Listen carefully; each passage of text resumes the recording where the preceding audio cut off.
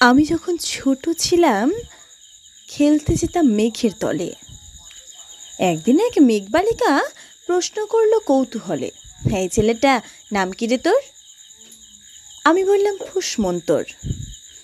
মেঘবালিকা রেগে আগুন, মিথ্যে কথা, নাম কি এমন হয় কখনো? আমি বললাম নিশ্চয়ই হয়, আগে আমার গল্প শোনো। সে বলল শুনবো না, যা, সেই তো রানী, সেই তো রাজা, সেই তো একই ঢাল তলোয়ার, সেই তো একই রাজার কুমার পক্ষীরাজে, শুনবো না আর, ওসব বাজে। আমি বললাম তোমার জন্য নতুন করে লিখবো তবে। সে বলল সত্যি লিখবি? বেশ, তাহলে মস্ত করে লিখতে হবে, মনে থাকবে, লিখে কিন্তু আমায় দিবি। আমি বললাম তোমার জন্য লিখতে পারি এক পৃথিবী।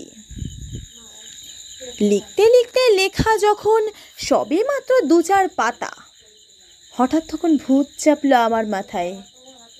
খুঁজতে খুঁজতে চলে গেলাম ছেলেবেলার মেঘের মাঠে। গিয়ে দেখি চেনা মুখ তো একটিও নেই এ তল্লাটে। একজনকে মনে হলো ওরই মধ্যে অন্য রকম। এগিয়ে গিয়ে বলি তাকেই, তুমি কি সেই মেঘবালিকা? তুমি কি সেই? সে বলেছে মনে তো নেই, আমার ওসব মনে তো নেই। আমি বললাম তুমি আমায় লেখার কথা বলেছিলে। সে বলল সঙ্গে আছে, ভাসিয়ে দাও গায়ের ঝিলে। আর হ্যাঁ শোনো, এখন আমি মেঘ নই আর, সবাই এখন বৃষ্টি বলে ডাকে আমায়। বলেই হঠাৎ এক পশলায় চুল থেকে নখ আমায় পুরো ভিজিয়ে দিয়ে অন্য অন্য বৃষ্টি বাদল সঙ্গে নিয়ে মিলিয়ে গেল খরস্রোতায়, মিলিয়ে গেল দূরে কোথায়, দূরে দূরে।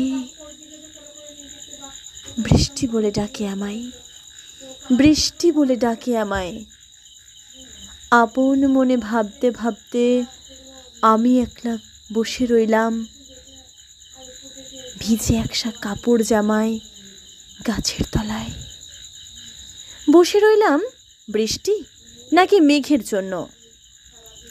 এমন সময় অন্য একটা বৃষ্টি আমায় চিনতে পেরে বলল, তাতে মন খারাপের কি হয়েছে, যাও ফিরে যাও, লেখো আবার।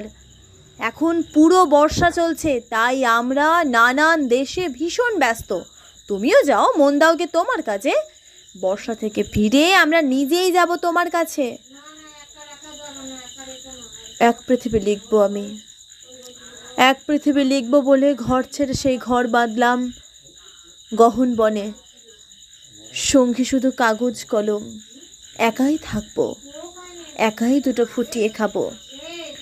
2-1 মুঠো ধুলো বালি যখন যারা আসবে মনে, তাদের লিখবো, লিখেই যাব।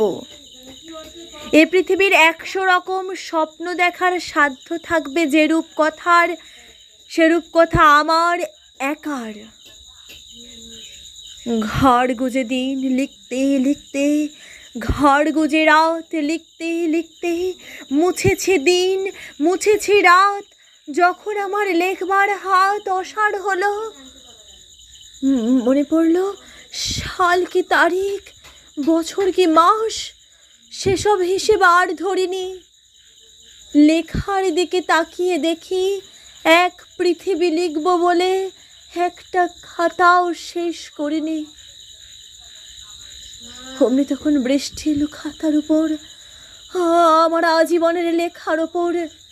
বৃষ্টি এলো এ অরণ্যে, বাইরে তখন গাছের নিচে নাচছে ময়ূর আনন্দিত। এ গাছ ও গাছ উড়ছে পাখি, বলছে পাখি এই অরণ্যে কবির জন্যে আমরা থাকি। বলছে ওরা কবির জন্যে আমরা কোথাও হার মানিনি। কবি তখন কুটির থেকে তাকিয়ে আছেন অনেক দূরে, বনের পরে, মাঠের পরে, নদীর পরে, সে যেখানে সারা জীবন বৃষ্টি পড়ে, বৃষ্টি পড়ে, বৃষ্টি পড়ে। সে যেখানে কেউ যায়নি, কেউ যায় না কোনো দিনই। আজ সে কবি দেখতে পাচ্ছে সেইখানে সেই ঝর্ণা তলায় এদিক ওদিক ছুটে বেড়ায় সোনায় মোড়া মেঘ হরিণী, কিশোর বেলার সেই হরিণী। নমস্কার।